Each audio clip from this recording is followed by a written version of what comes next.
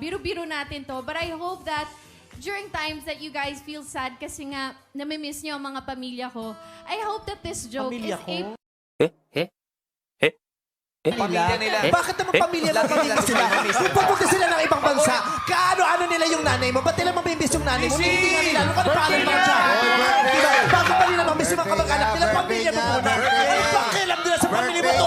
Bakit na inuuna ka? Inuna yung birthday mo. Ay, inuna yung pamilya mo. Paano sila? Yun yung dalawang choices ko, tilapia or bangus. But I just had bangus yung other day. Talaga, ang sarap ng fish sa inyo, ano? Sana makain ka ng shark. Nagsisik na bangus ako the other day. Kaya nasa isip ko bangus. Ikaw, anong kinain mo? Bakit bangus na isip mo? Wala na akong gana nung nakausap ko.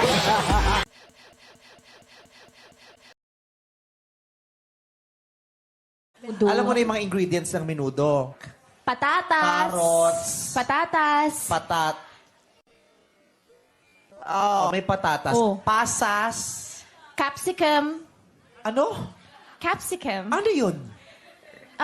Red peppers. Arte mo, wala namang ganyan sa karinderya namin.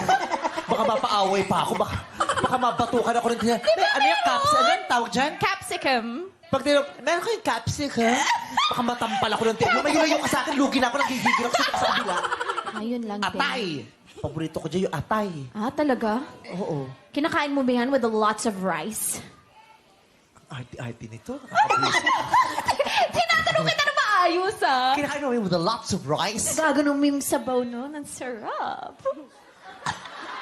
Diba? Gusto ko yun. Gusto ko lalo na yung sabaw na sabaw.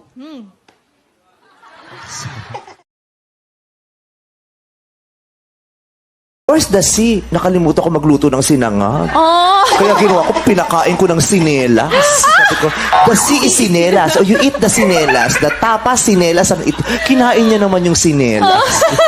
Ano nga ba yung sinangag? Makatawa ka, alam mo, nagkakaunawaan kami. Yung pala, hindi niya... Fried rice yung sinangag! It sounds like a sabaw. Ikaw ang sabaw, girl. Parang sabaw yung tunog ng sinangag. Ikaw nga, sabaw. Sinigang yun. Alam ko yung sinigang, pero yung sinaag, O, sinaag pa. Sinangag. Sinaag. Isa pang ganyan, ikaw sinapak ka sa akin mamaya. yung tunog niya parang pwede mo siya isup. Yung sinangag is rice. Oo. Got it. Oh, Juhog. tsaka julangot. Yung pala, yung hikaw ko bumaon sa liig ko. Oh, sakit. Oo. Oh, sige. Hindi. Sure. Pag bumili ka ng katol, magkaganon yun, mag-asawa yun. Oo. Eh, pag isa lang ang bibili, naku, dahan-dahan mo pang paghihiwalayin nyo kasi pag naputol, tatalakan ka ng nanay mo. Oh, no. Ay, tatadyakan ko sa pusong to. Ang kinukwento ko, katol? Ikaw talaga, oh no.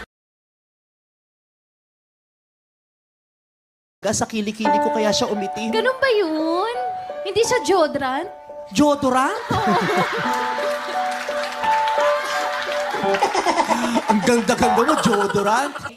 Sahog sa halo-halo. 1, 2, 3, go! Nasa si Coco!